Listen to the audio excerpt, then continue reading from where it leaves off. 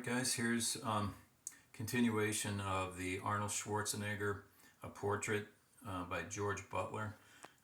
This picture was, I believe, from 1973, and actually this also was published in Pumping Iron.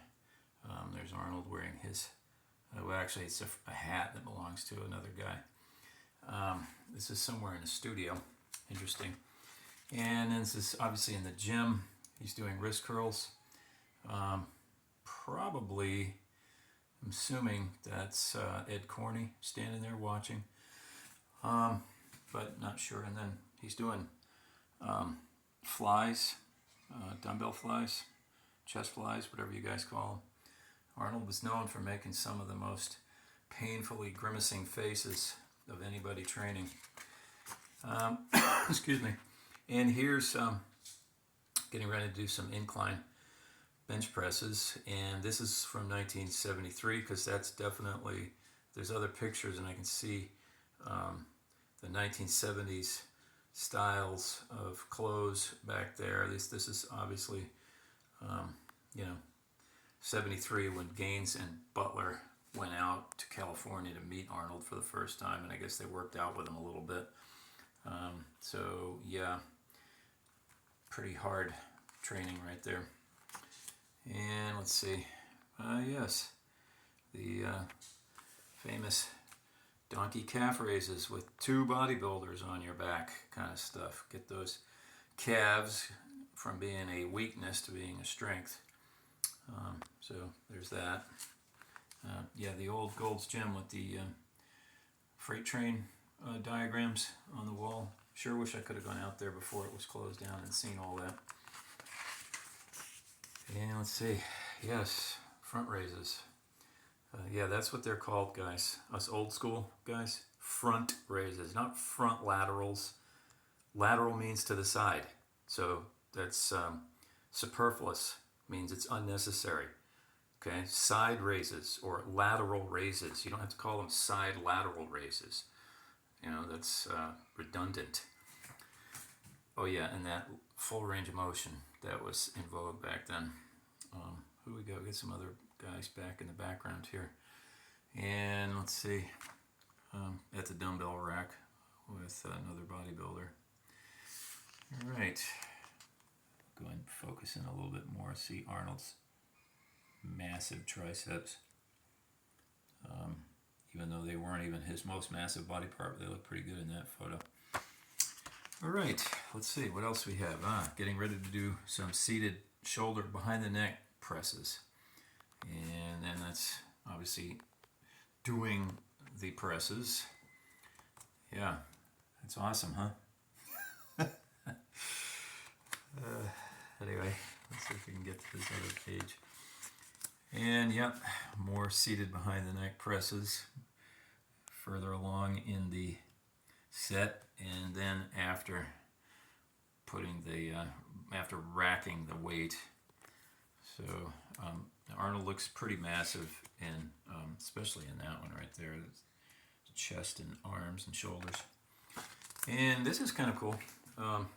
He's apparently looking at some test photos of him that Butler took, and there's Charles Gaines looking over his shoulder. And he, again, back to, I made some comments from somebody else's video about Arnold's height, and looks to me as though he and Gaines are just about the same height. And I met Gaines, and Gaines was a full 6'2" guy, so you can say all you want, oh, Arnold wasn't ever even 6 feet tall. Yeah, he was 6'2". And let's see, Joe Weider and Arnold, that's from the 1980 Mr. Olympia. And then this is great. This is from way back in 1973 again. And, they're out there at Venice Beach. And as you can see, everybody around. Now I realize that there's obviously a photographer there, photojournalist. So people are like, okay, what's going on? But still, where are all the eyes in the background? They're all focused on Arnold, basically. I mean, it's just, how are you going to miss that?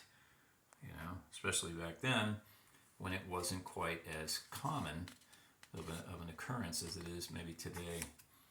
And this was published in Pumping Iron as well, from the same, probably the same day basically, just hanging out in the grassy area by the beach. So, and there's more of that. And Arnold is, joking around with some girls, and Charles Gaines, that's his back of his head. So, yeah, that was when he was pretty huge. Oh, shoot. Forgot about that. Definitely gonna have to, I don't know, try to skip by that. This was published in Pumping Iron, and on the next page, Arnold's got, I believe, this girl on his shoulders, topless, and anyway, we'll just kind of quickly skim by that. Rooftop, doing a twisting, sort of one-arm bicep pose. I'm pretty sure that was published in Pumping Iron as well. So not all of these photos are exclusive to this book. I'm pretty sure I've seen that one as well. This one, I don't think I had ever seen this one until this book was published. And 74, Mr. Olympia. He looks not only big, but he actually looks pretty conditioned in that picture as well. Pan back here so you can see the whole thing. So, but yeah, I don't know. Certainly by today's standards, yeah, maybe not what these guys today could look like or do look like, but still pretty darn good if you ask me. I'd be fine with that. I'd take his build and structure over the dog shit that I got. Trust me. This one's been published I don't know how many times. That's pretty cool. Way up there on that rock. And let's see what else we got here. Studio picture of him flexing his calves, or his calf is his right calf. And there's more of his calves, both of them, I guess. I don't know what the hell is going on in that one with that gastroc, but everybody's got different configurations. And some more interesting photos. These I definitely never saw until this book was published. Right in the gym, right next to looks like a preacher bench. Here's another one. It's kind of cool. That's the, photographer in Butler trying to get a little bit artistic there. Ooh, that's a good one. Let's see if we can get all of him in there. There you go. That's a really good picture there as well.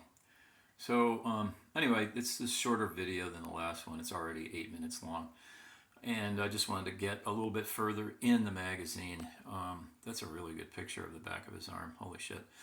Anyway, I'll do another one with some more of the pictures, and also I'm going to read some of the text because it is kind of entertaining in the next video. But thanks for watching.